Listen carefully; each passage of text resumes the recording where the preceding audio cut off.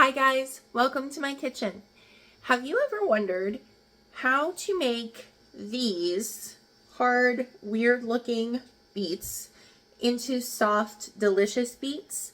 Well, it's actually really simple and I'm going to show you how.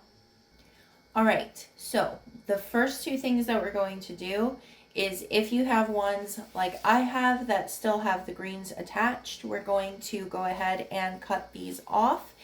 And then what we're going to do is give them a good scrub. Now you can use these greens similar to the way that you would like collard greens or kale.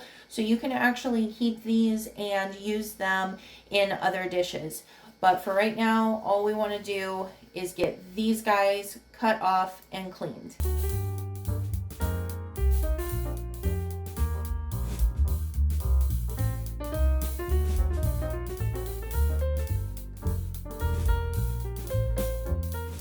Now what we're going to do is just get a pot that is big enough for these. Since I only have 3 small to medium sized ones, just a regular saucepan is going to work just fine.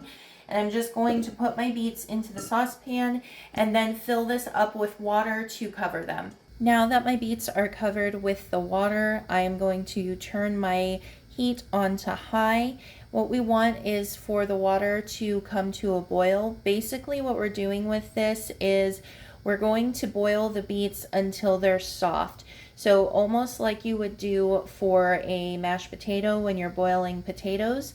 So we're going to bring this water up to a boil and then just let it bubble away until they're soft. Okay, so my beets have been bubbling away here for about 40 minutes. And I'm going to go ahead and turn off the heat now.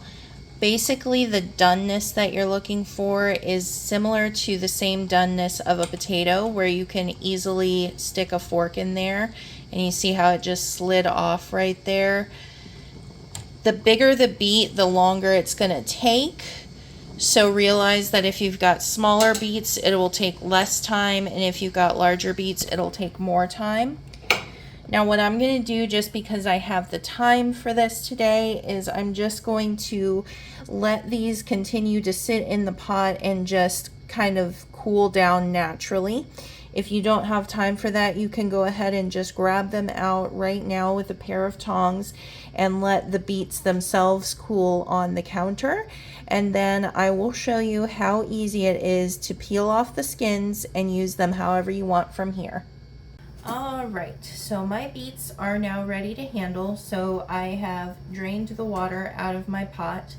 One thing you want to be mindful of is beets are very color intensive, which of course you know if you've worked with them before. That's why I have gloves on, to hopefully not stain my fingertips red, and also why I'm wearing an apron, because if this splashes on you on the countertop, etc., it's going to get red beet juice everywhere. But let's go ahead and start peeling our beets. So it really is super easy after you have cooked these to just peel off the skin. It comes off really easily.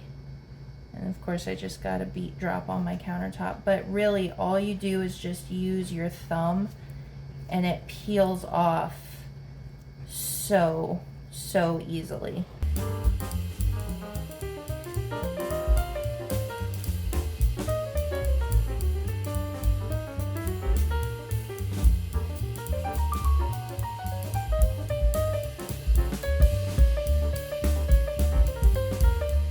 So now that my beets are peeled, what do we do with them from here? So really anything you want.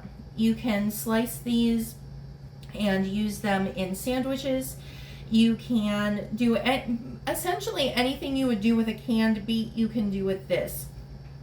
I like to use them as pickled beets or make pickled eggs with them. So that is actually what I'm doing with these beets, is I'm going to pickle them. But you can do anything you would do with a canned beet with your beet at this stage. It should be nice and soft and ready to take on the flavor of whatever dish you're using it for. So just cut it or slice it however you want to use it from here on out, and you're good to go.